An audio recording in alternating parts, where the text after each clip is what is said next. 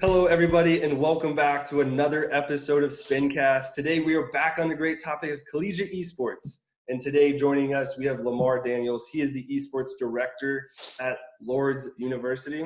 So today, like I said, we're going to talk about the collegiate esports, what the scene looks like now, what's going on at Lourdes University in particular, and then looking towards the future, what we hope to see come to fruition. So without further ado, Lamar, go ahead, introduce yourself. Go back a little bit in time. Tell me where you started gaming, where those passions and interests really started to peak, and how that took you all the way to being the esports director at a university. Got it. Well, thank you. So as you said, my name is Lamar Daniels. I am the esports director at Lourdes University. I come from a traditional sports background. I was a college athlete, ran track, played volleyball, was also involved in the acrobatics team. I found that I had a real big passion in college athletics when I was in undergrad. Went out to a small school in DC called Washington Adventist University. Thought I wanted to be a lawyer, which is part of the reason why I went out to DC. Realized I hated writing. I really just despised writing, and being a lawyer wasn't all that you saw on TV. Mm-hmm. But I It's realized not like this, right? no, not at all. But I found myself always working in athletics. Right, I was already a student athlete, and then I was the on-campus job I had was working with athletics, whether it's taking stats, out at soccer games, helping to run volleyball games, being on the scoreboard for basketball games. And then I was just like, hey, this might be something I kind of really want to do. My sister helped, kind of turn my eye to sports administration. She graduated from the same school I did. She got her master's in sports administration and kind of set the example for me. So I decided to do it as well. Majored in business, minored in sports administration, and that's what I thought I wanted to do. I really, really wanted to work in college athletics. I applied and got into Ohio University's sports administration graduate program, which is one of the best known and one of the most highly regarded sports administration programs out there. Um, Due to my lack of experience, to give an example, when I did my interview, one girl was from Ohio State, and she was like, "Yeah, I helped start the street team for the Chicago Bears and worked in Ohio State athletics for like 5 years." Another guy worked at a marketing agency up in Canada for like 6 years, and I was just like, "Oh, well, I worked at a small school. You're running a scoreboard." So due to my lacking, I guess, experience, they had me wait a year. During that year, on my birthday, actually, Overwatch came out. And this is what kind of got me into esports. I'd always loved video games. I played Assassin's Creed a lot. I even ran like FIFA tournaments out of my dorm room. So I guess I was involved in esports before I even knew I was. And then Overwatch came out, and it was just so cool. It's like, you had a team, and it was video games as well, right? To me, it was very similar to volleyball. Your passes worked on passing, setters worked on settings, hitters worked on hitting, and you bring it together. Overwatch is very similar like that. So it kind of expanded what I thought about video games. But I just played it, and I didn't really know there was a whole scene around it until the Overwatch World Cup in 2016. And that's what kind of opened my mind to what esports was. I was just like, all right, well, if all these countries have teams, that must mean there's a bigger scene than I know. So I really dove into it. Got out to grad school. When I was out of grad school, I was really diving into it. The program I went to was a dual degree program. So my first year, I got my MBA. Second year, I got my master's in sports administration. During my time there, I usually a number of high-end athletic directors have come from the program. So that's a lot of the times what people want to do. But I knew I wanted to work in the small school. I had been to a small high school, been to a small college. I knew that's where my passion was. I wanted to work directly with student athletes. So I would always get asked what I wanted to do. And I was just like, hey, I either want to work with student athlete development, helping them figure out classes, tutoring, what do you want to be after you graduate? B, coaching, because at this point I had experience coaching track and volleyball at the high school and collegiate level. And then esports ended up, into that mix as I, continued on in grad school and found other projects to be involved with, being involved with the, club at Ohio University, Bobcat Esports. And then, so I couldn't figure out what I wanted to do. It was always one of the three. And then, so I found a job that lets me do all three. And I love what I do. I work on developing student athletes, which, in my position, I'm not only the director, but also the coach and the recruiter and, the advisor, right? And I help them out with helping them figure out classes. all the way from just like what class I should take to like, all right, what career, how do I want to path my career, or what kind of person do I want to be after I leave at Lourdes, to coaching, to also working in esports. So I think like that's the coolest benefit of my job. It puts all three of my passions together directly, and I love what I do. Oh, awesome. Sounds like an incredible story. Love to see that happen. I love to see that full and like holistic approach to esports. Yeah, Where yeah. you're the advisor, you're the coach, you're the director, you're the manager, Hmm. the analyst, right? You're Yeah, all of yeah, these yeah. roles. And there's a couple of things I want to expand on in your kind of introduction there. As we move on is Hmm. student athletes, right? You brought that up a lot. And Yeah. for me, esports players, a lot of times they're overlooked, like they're not student athletes, right? You don't play football, you Yeah, don't play yeah, volleyball. yeah. But Yeah. speak kind of like where those parallels are. Like to me, they are student athletes, but speak to the importance of them being defined as student athletes, and also like they're still balancing the same kind of schoolwork, Hmm. practice, training, playing. So speak to that and your experience and what's currently happening at Lourdes and how you kind of do all of that. Yeah, definitely. We are a part of athletics at Lourdes. I know some esports programs are part of like student life or rec sports. We're directly integrated into athletics. So the school treats us as student athletes right off the bat, which I love. I know some people there's pros and cons to it, but I definitely feel like myself being a student athlete just feels at home, and I feel like we are student athletes. We're treated no different. We get access to the same stuff, whether it's the weight room, whether it's the athletic trainers, whether it's the student athlete t-shirt that all student athletes get on campus, right? Mhm. Everything's still provided to us. I definitely feel like it is the same. And this is something that I pitch to recruits every time, is that I think my experience has lent well to kind of knowing how to assess what my players go through. I told my players from the get go, like, anything you will go through. I've gone through as well. I failed a class in college. I slept through a final exam in college. I had a bad breakup, right? And I see my students going through the same things, and I tell them like, you can feel free to come to me about anything because I was where you are. Um, a lot of times you see people from the esports industry get involved in collegiate, which I think is great, and the knowledge that they're bringing is fine. But like at the same time, the experience that they're having are student athlete experiences, right? They're like you said, they're having to travel, they're having to balance practices and classes and studying and for us workouts, right? Mhm. All of this all together, you're juggling all this as a student athlete, and sometimes extracurriculars, like some of them might be in an extracurricular club, some of them might have relationships, all this kind of boils together, and it's directly it's the same as every other student athlete we have on campus. They have practice, they have workouts, they have games, and they have to find a way to schedule around that, and the time management becomes very important. The mental aspect becomes very important, and I see, whereas like we might practice online, right? Besides that, all the parallels are very similar, like Mhm. directly similar. Yeah, for sure. I totally agree. And people say, "Oh, well, you're not, outside running or working out or lifting all Yeah, these yeah, heavy yeah, weights." yeah. And it's like yeah, okay, physically you're not, but what about mentally? Like, right? Yeah. Games can simulate so much more. And studies show that like that level of stress and that complexity is way more than traditional sports. Not knocking traditional sports, they're very Mhm. complex as well, but they're not a virtual game, so they can't simulate what CS:GO can or League of Legends. Mhm. Obviously, League of Legends like magic in the real world. Yeah, yeah, Not yeah. like League of Legends. But yeah, absolutely love to see that well-balanced approach. So talking about practice specifically, Okay. how do you approach as a coach and a director practice for any game? Do you focus on VOD analysis, VOD review? How much do you practice scrimming? So kind of like take us through that day-to-day approach of how you seek to improve yourself and your team and your players on that day-to-day practice inside of practice. Got it. So I take a lot of parallels from just my number of coaches I've had in my life. Um, the biggest game I have in hand in is Overwatch, obviously. But I'm not blind to think that I know everything.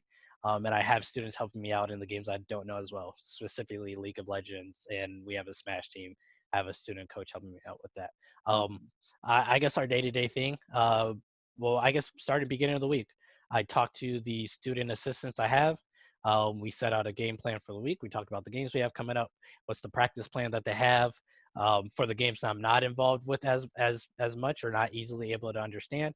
And then Practices are usually 2 hours, 2 hours a day, and we go 4 times a week. We also throw in an hour of workouts three days a week as well. And this is anything from cardio to core to lifting. I mix it up. I use the experience I've had to kind of mix it up. As far as in practice, this is something that I'm still learning, right? Like I have the traditional athletics experience, but I know, and I'm not, I know that I have a lot to learn as far as just esports goes. I didn't come here being a former esports coach, so Mhm. it was a learning curve for me to understand how esports was ran, right? Especially with the practices and how you organize that. One thing that think I lacked on, but improved as I went on was setting goals for each practice. This is something that you would always hear in traditional sports, right? Hey, this is what we're going to be working on, or like for track specifically, these are the times you have to hit for each run. And then, I found myself like halfway through the season, like, why don't I set goals for our practices, right? It's easy to say, hey, this is the composition we're going to work on, but like Mhm. sometimes you can set specific things. For example, I realized one of our issues was that our main tank kept dying very early in most of our, fights. So I set a goal. I was like, hey, our goal is for this map to have our main tank die less than X amount of times, right? And I Mhm. saw that kind of revitalize practices a little bit instead of just being like, going through the motions. It gave them something to really focus on, something to like a goal to work toward. So I guess for the most part, to answer your question directly, it's we come in, sometimes it's the goal sets, whatever it is we're talking about, composition, or maybe it's a specific number goal we want to reach. Go through the practice, it depends on what kind of scrim I want us to have. If it's we're working on something specific, we're trying to learn it, then I'm more hands-on. But sometimes it's hey, I want you guys to treat this like a game, right? And we've worked on it before. Now it's your time to practice it on your own, and I'm hands off. So it really depends on like where I see the team is headed, what I feel like we need to work on for any opponents that we have coming up as well. Awesome, awesome. Great to hear. Like I said before, really focus on that holistic approach, and it sounds like you're Yeah. doing exactly that. One thing that you kept coming up in some of the previous answers you've given is the workout, 3 hours a week of Yeah. physical activity, right? Yeah. So speak to the importance. I know you have that traditional sports Yeah. background, Yeah. but it's something that I really want to see come more, Yeah. more prevalent in any level of esports is that physical activity, because there's a lot of great studies that show it increases blood flow, which helps your cognitive function and all that kind of great Hmm. stuff. So speak to the importance of why you set that in place, and then the importance of how you think that helped your players in particular in your program. Got it. I think the biggest thing that why it was important was because if anything else, they asked for it. Um, I, three of the students were involved in my hiring process, right? And they Mm-hmm. grilled me on a number of questions. The director they had before, it just really didn't pan out well, and they wanted things to go smoothly. I got hired for the job. I was already considering putting in workouts, and before I even said anything, I had like 5 of the returning players say, "Hey, we want workouts." Yeah. So that the biggest thing was that I think in the long run, and maybe this is more Lourdes specific than anything else, but they had felt like they weren't treated like student athletes, and they wanted to have that feeling. And I definitely loved that they had the passion and the desire for that. I think one of the biggest benefits for it is just besides the health aspect of it, is that it brings us all together. I see esports teams kind of like track teams, right? You have your throwers, you have your jumpers, you have your sprinters, your distance, and a lot of times, especially in track, like you're off doing your own practice, right? And you don't really always engage with each other. Esports is kind of the same way, right? We have one facility. I can't always have everybody in there at once, right? Everybody can't practice together. Especially side note, my Overwatch team gets really loud, so like they can't practice at the same time as like my League of Legends team. Mm-hmm. For sure. But those 1 hours, 3 times a week allows everybody to get together and everybody to see each other, right? And everybody to have that camaraderie of, yeah, I might play a different game than you play, but at the end of the day, we're all still one team. And then the health aspects. I like you said, the holistic approach. I student athlete development is what my passion is. Is where my heart lies, and I want to make sure I'm developing my student athletes not just in game, not just in the classroom, not just mentally, emotionally, but also physically as well. And I not only help them out with workouts and I organize that, but I talk to them about, healthy eating habits. In our Discord, we have a healthy living channel, and people can opt in. And if, people want to bounce ideas off of each other of like, hey, I tried, this workout, or I made this meal and I like this, and here are the benefits of it. And they can ask me questions directly of like, hey, coach, what do you think about this or that? And I think it's really kind of set a culture for us for not just trying to excel, within the game, but also trying to excel physically as well. Yeah, absolutely love it. And there's that one word, culture. Absolutely love having that esports type inclusivity. Yeah. Right there. We're like everyone's on the same page, right? We're like, because sometimes when you focus only on in the game, and I've seen this, is that you have your roles, right? You have your quarterbacks, your running backs, to put it in more plain words. Yeah. You have those roles that you're so hyper focused on that you lose the touch with your teammates. You lose the touch with that balanced approach. But having the healthy diets, the physical activity, and the outside of the game perspective, you sit back and you realize, like, hey, we're developing a culture here. We are Yeah. culture and team. So absolutely love to see it. And see that come to fruition. One thing I did want to touch on was the student athlete development and how you like have that holistic approach. And you already touched on all of that kind of great stuff. But looking towards the future, where do you see these students taking the skills they're developing, whether that's in the game, outside the game, if that's because of the workouts, because of the holistic approach? Yeah. What skills do you really see your students taking into the workforce, into professional gaming, into the esports industry? Are there any that stand out to you in particular? That your students are really gravitating towards? I think from a macro level, and just something that pertains to everybody, I talk about you can ask my players. I have a lot of grandiose ideas that I want for our program. And I want us to be the best program that we can be. We're a smaller school, but I don't see why we can't build our program up to be something great. And I'm always telling them the ideas that I have. One thing I stress to them a lot is being professional, right? And respecting yourselves and acting in a professional manner. And I hope that the development that we have throughout all walks, all aspects of our lives that I kind of instilled in them, can have them bring that going forward to whatever career they end up wanting to do, so that they're like, hey, I work in this job or whatnot, but I still make sure to eat healthy no matter what the job is, or I still make sure to work out, or I still make sure to treat others with respect. That's when we talked about team rules. When I established team rules, the number one rule I had on there, like the first rule I had, was respect each other. And I hope that leaving there from a macro sense, every single member of my team can be able to have that ideas of respecting each other, of working hard, of being professional, of trying to be the greatest with what you have, no matter what. They can bring that to wherever they go. From a more specific level, you always hear that student athletes, a lot of times can make, the best leaders that you have in the workforce. They just have the mental mindset of like how a team functions and how to, put a bigger picture, or put the whole above yourself, right? And they're already used to sacrificing themselves. You're sacrificing your time, of, if anything, right? Sacrificing yourself for the betterment of the team. And so I hope that, in each individual aspect, they could do that. More specific skills, I have some of them work with me on our social media stuff, on our stream stuff. I try to find a way of, like, if there's anything that the Lourdes Esports program can provide, like experience wise, that they're able to get a hand in. I would say the biggest major of my team is probably business, and maybe following that, psychology. Interesting enough. And so business side, a lot of them want to do marketing. So I try to find ways of like, hey, all right, work for our social media program, right? So you have a built-in way of establishing a portfolio. So when you leave here, you're able to be like, hey, this is everything that I've done. These are the graphics I've made. These are the videos I've edited, things like that. So I hope that from a macro and micro sense, that the experience that they have here can ultimately lead to them being better people when they enter the workforce.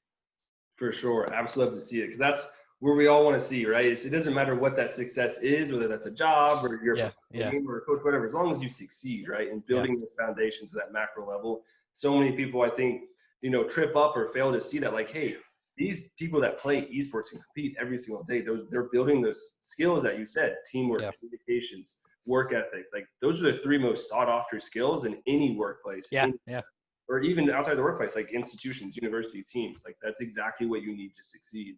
And they live it every day, day in and Yeah. day out. Yeah. So that's absolutely fantastic to see. I think we have time for one more question, unfortunately. Okay. This episode has been phenomenal, to say I the least. appreciate it. Thank you. But looking kind of towards the future, where do you hope to see collegiate esports, the scene itself, grow towards, right? There's a lot of, a lot of unknowns right now, since esports itself is pretty new, and then collegiate esports is even newer. So where do you hope to see collegiate esports trend towards? What are some goals you hope to see accomplished in, let's say, the next 5 years? I can think of two big things right now. First thing is that and this is something that I expect out of a couple of my players, is seeing former esports athletes become, directors and coaches in their own right. Um, I always feel like those are the ones who make the best, not always, but usually make the best coaches, right? In most sports except for collegiate esports, your college coach probably played in college before. It's different on the pro level, but for some reason in college, like, you just need that experience. And I hope to see more, kids who played collegiate esports, whether at the varsity or club level, start to get involved into these programs. Second thing, actually three things. Second thing is for schools to kind of realize the importance of supporting the program until its fullest. For example, there are a lot of directors. I'm fortunate to be in a healthy environment myself, but I do hear some horror stories at other schools of, the schools really just using esports as a recruiting benefit. I was talking to a friend of mine at a different school, and he was saying, that he felt his school probably didn't care how many wins he had as long as he was bringing in students. So I hope we get to the point where, yes, it can be an avenue to bring in students you normally wouldn't get, but at the same time, let's make sure that we're supporting those programs as healthy as possible, because we're seeing a lot of turnovers in some other programs across the country where, directors are getting burnt out because they're not getting the support they need and being able to run the program correctly. And then, unfortunately, it's kind of messing with the lives of students who are there, to compete.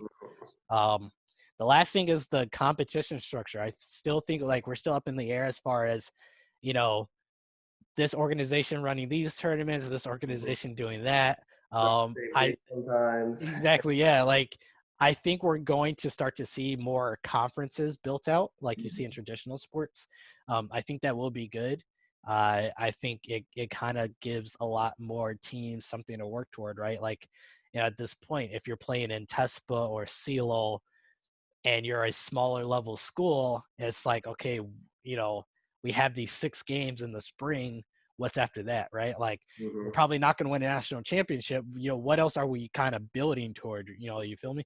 So I think we're going to start to see more conferences kind of rise up. We actually were in one for the first time this past year with some other local schools in our area. And, it gave us something else to work toward, than just CELO or TESPA. It gave us some regional rivalries to have. We made some new friends. We made some new rivals per se, and some schools that, we kind of, always wanted to do our best on, right? We were supposed to have a championship at the end. Unfortunately, with, COVID-19, that got canceled. Almost everything got canceled. Yeah, but at the end of the day, it gave my team, more things to be passionate about, more, I kind of wonder how our season would have gone without it, right? We would have really just kind of been playing just for, the spring and just for a few games in the spring, where I feel like it, kind of built it out for us to be like, hey, I know the school is like 2 hours down the road. I really want us to beat them because I have friends that go to that school, or like, people at the school know me, or I grew up like, I grew up in the same city that school is in. I want to do well so I can beat them, right? So I think we're going to start to see that built out. I hope we do, to kind of, give a little more balance to the collegiate esports scene, more than what we see right now at this moment. Yeah, for sure. I always envision like a collegiate game day type thing, right? Where, you look at college football, right? Yeah, The biggest yeah, sport in yeah, college, right? And they have this entire day devoted to that, right? I want to yeah. see esports, right? Where you That'd be awesome. have the players hyped up, but you have the fans and the students and the community surrounding it all hyped up, ready to go. Hey, this is exactly what Yep. esports is today, right? Or whatever game, league, Yep. like I said, esports is bigger than one particular game, for sure, in that regard. So unfortunately, that is all the time we have today. Some fantastic insight in the collegiate esports world, and that real holistic approach, which I know we both keep harping on it, but it is Yep. so Yep. important. And I think we both agree Yep. on that. So real Definitely. quick, Lamar, let us know where we can find you, where we can find Lourdes Of course. University. For more information on social media, just let us know where we can do that real quick. Got it. So you can find the program at Lourdes on Twitter, Lourdes_esports. I believe we're the same on Instagram, Lourdes_esports. On Twitch, we might be the same. It might not be an underscore. So Lourdes Esports or Lourdes_esports. You can find myself on Twitter at Coach_Pioneer. And also, if anybody feels free to reach out, my Discord is Pioneer. Numbers are 7672. Feel free to reach out if you want to come in our Discord, kind of meet the team a little bit. That's always welcome. We love having high school students come meet the team, ask about the school, just ask about, college life in general. And yeah, so there you go. Exactly. Absolutely love it. And that's one thing I always tell everybody at the end is never hesitate to reach out. I know Yes, everybody definitely. in the esports scene, we love talking about it. Like we're doing a podcast about it. Yeah. So we'll set some time aside for sure and, really help you wherever they need the help. Yeah, so once again, Lamar, thank you so much for joining us. Stay healthy, stay happy out there to all the listeners and yourself. Appreciate it. In the current pandemic, hopefully things start to come back to normal sometime soon, hopefully. And ultimately, stay plugged in.